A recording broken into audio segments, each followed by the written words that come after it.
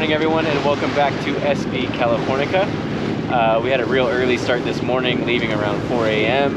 and we are headed again for Catalina Island. We are going to try to anchor overnight at Willow Cove, but if it's a little busy or packed or it doesn't seem just right, we may end up somewhere else. I don't have Clara with me this time, but I do have my trusty sidekick,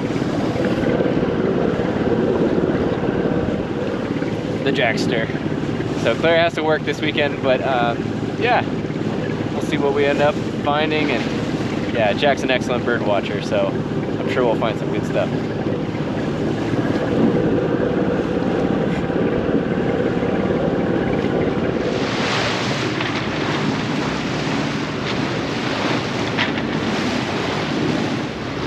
All right, we have Catalina in our sights. It's a pretty mellow passage, pretty clean, not too rolly. Usually I get pretty lucky when I cross the shipping lane and I'm all clear, but this time I had to actually veer off like about, just for a little bit, not much, and make sure that I had plenty of room. Yeah, we're making our way into Catalina now. It's a nice sunny day.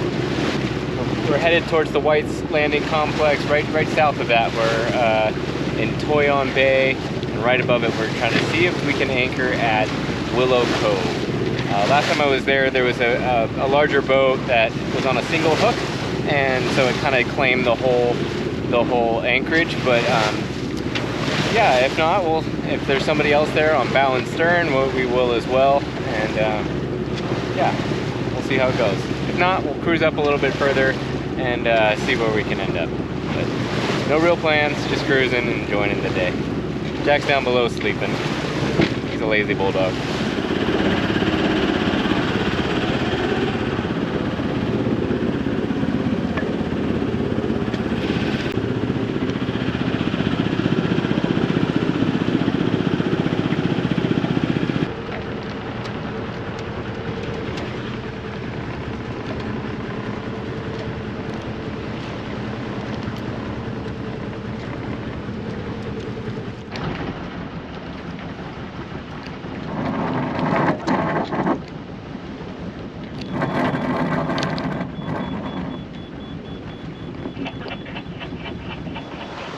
Alright, greetings from Willow Cove.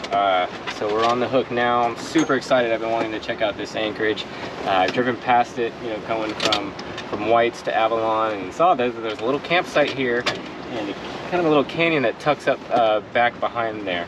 So I want to check it out. Looks like there's some plants that we can explore, and yeah. Right now we're sitting just about 5 to, I think we're north of 5 scope, so probably about 6 scope right now on a single hook, and there's no one else here at the anchorage, and so yeah, we'll see how it is. I may put out a stern anchor. It's what's suggested by Mark Houston in his book Anchoring Catalina. No moorings, no problem. But it does say that people do anchor here on a single hook, and but it does take up the whole anchorage. So if I see people trying to duck in or check it out, then yeah, I'll probably try to put out the stern anchor. But for now, I think we're good. We started our anchor watch. We're sitting in about 23 feet. It's a low tide, so I figure we would probably get a little bit higher than that. So I have more, about 6 scope out, and I think we're holding fine.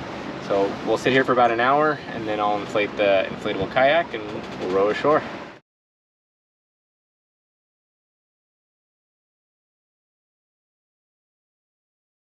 All right, this will be interesting. I gotta figure out how to get this thing onto that thing and get to shore.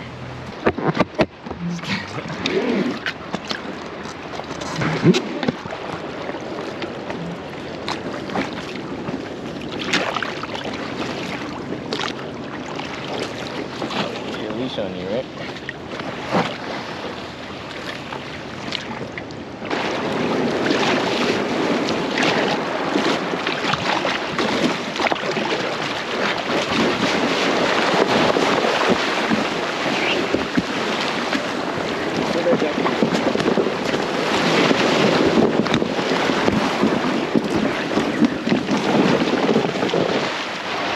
fun.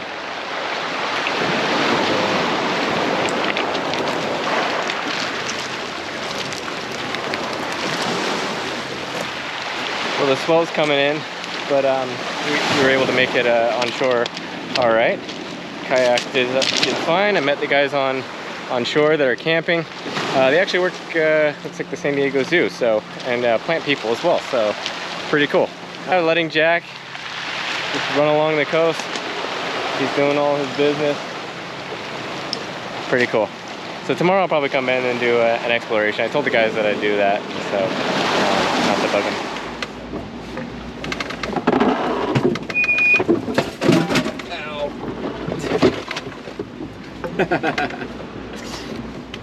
Wow. So Jack and I took a pretty hefty nap after being up since what, 1:30 this morning. We are just rocking and rolling here. There was a sailboat that tried to anchor with us to the anchorage, and they just hauled up and left. There's not much protection right now currently. I think it's just hitting perfectly, but looking at the our tracker, and we're just been holding great. So this really shows that this place has a really good holding. It's all nice good sand, and we trust our anchor, because what else are you gonna do? You know, you keep your eye on it, but at some point you just have to trust it.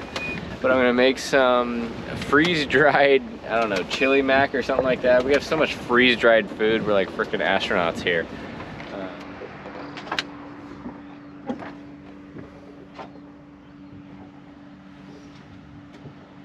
Come on, Jack. Cool.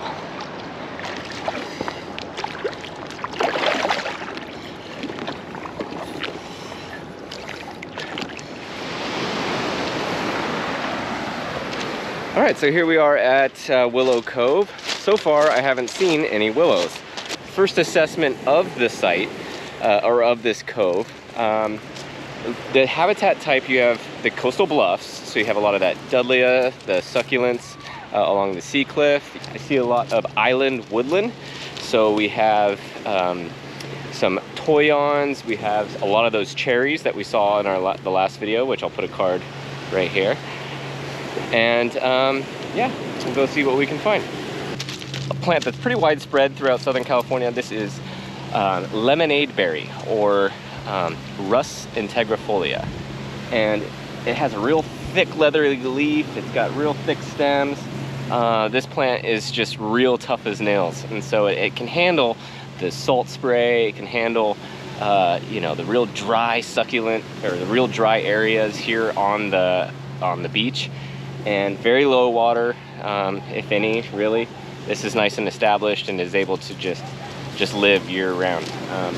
It is called lemonade berry because it actually will put on a, will have a bunch of little yellow and pink flowers that then go to a real thick and sugary seed or fruit.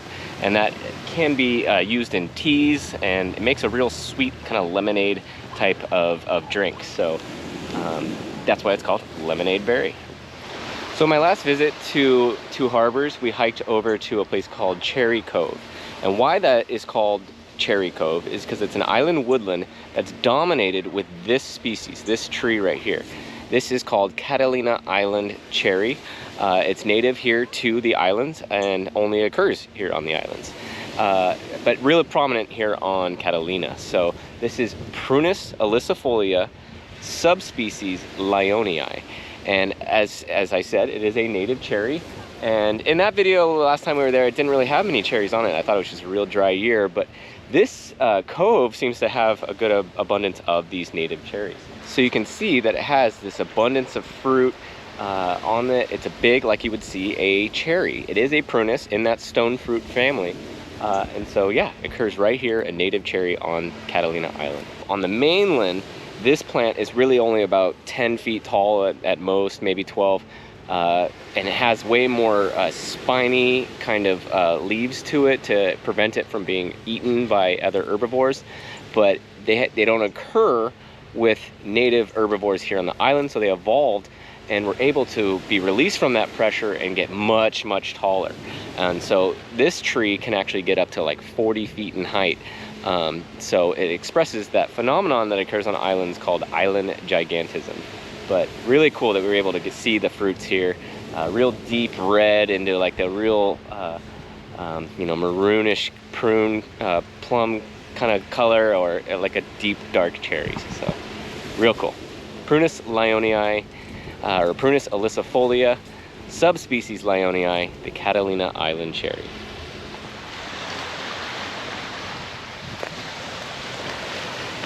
So Willow Cove is a campsite that you would have to boat in, or like the people that were staying here right now, they kayaked in. So it is a campsite. You need to reserve a permit to be able to your spot here.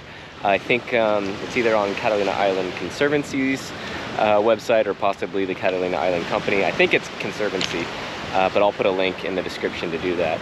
Like these guys have here that are staying, they got the whole beach to themselves. I didn't want to disturb them. They had such a pristine view, and then all here I anchor right in front of them, so I came and introduced myself and Jack, and gave them some drinks as a good neighborly thing to do. So we're gonna hike up into the little canyon here and see what kind of things we find.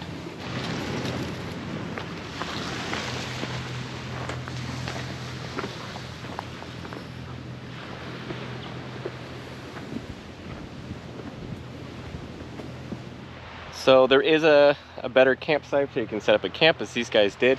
A little bit more protected and a little more private, as to just have a short little walk down to the beach. So as I was anchored, I figured this is Willow Cove. Perhaps there are some willows around. And I saw this just through binoculars and thought maybe it could be a willow, but on further inspection, this is another tree or flowering larger shrub that does put on another edible berry. So this is elderberry.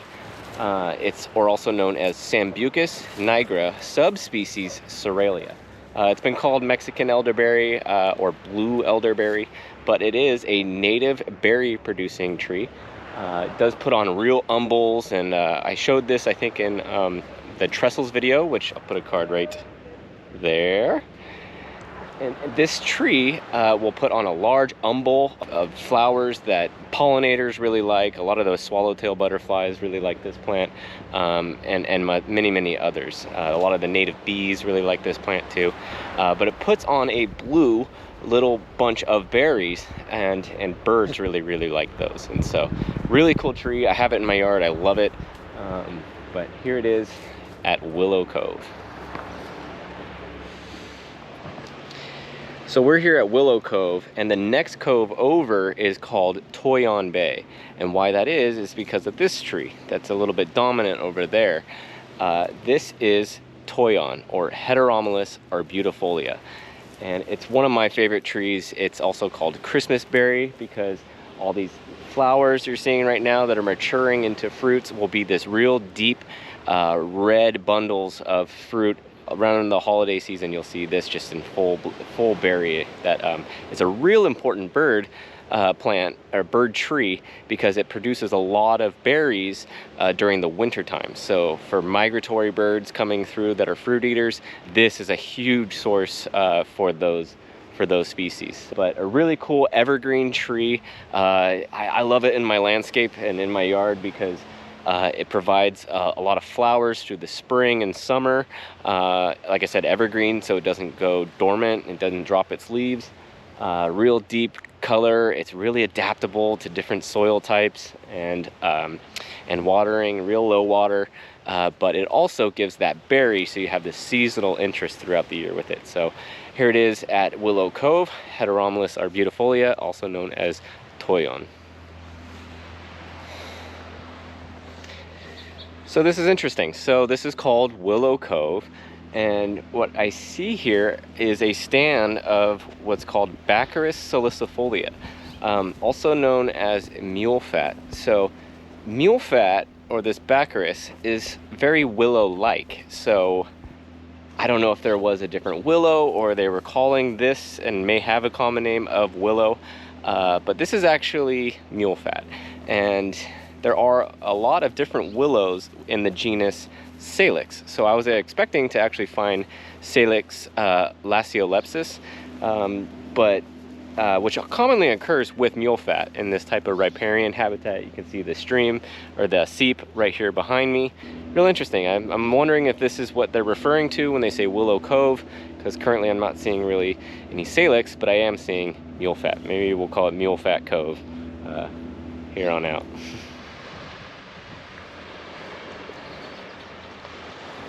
This is the life. Exploring new anchorages, new coves with your boat just anchored off waiting for you. So here's a really cool ground cover that's really great for hummingbirds. This is a Scarlet monkeyflower. Many of the monkeyflowers used to be in the genus Mimulus, but they've broken up. So this is actually Erythranthe, or Erythranthe, I think it's Erythranthe, cardinalis, or the scarlet monkeyflower. But it has this huge red flower that does really great in, you know, kind of more moisture-like gardens, or in wetter areas. But this here is a really cool flowering plant. This is the scarlet monkeyflower, also known as Erythranthe or Erythranthe cardinalis.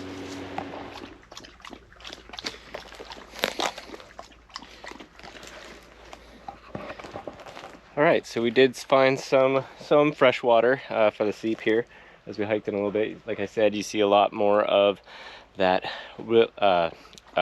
scarlet monkeyflower. It likes these kind of seeps that come out with fresh water to have consistent moisture.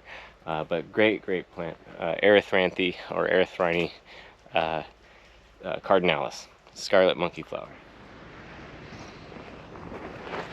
Man, this Laurel sumac, the Malosma laurina, is just loaded with berries. So you can see how this would provide a lot of food for birds.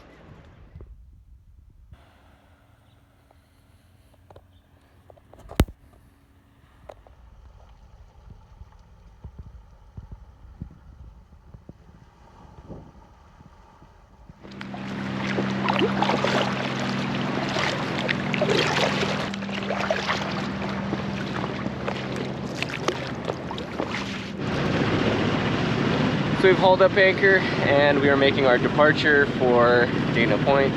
I want to thank you all for joining us on this hike and exploration of Willow Cove. Please remember to hit that like and subscribe button and for more videos. But one other thing I wanted to share with you guys is that it's exactly 1 year since, or just about, since I took my first sailing lesson. A lot has happened in that time, and we now have our own boat, Californica, and now where we are today. But this very moment, I just realized I have now reached 500 nautical miles with Californica. So I'm real excited for that, and I can't wait for all the adventures to come in the future. So stay tuned. Please like and subscribe and share the videos as well with other people you think might enjoy these types of videos of nature and sailing and exploration of all the islands we have here and the coastal regions of California. So until next time, we'll see ya.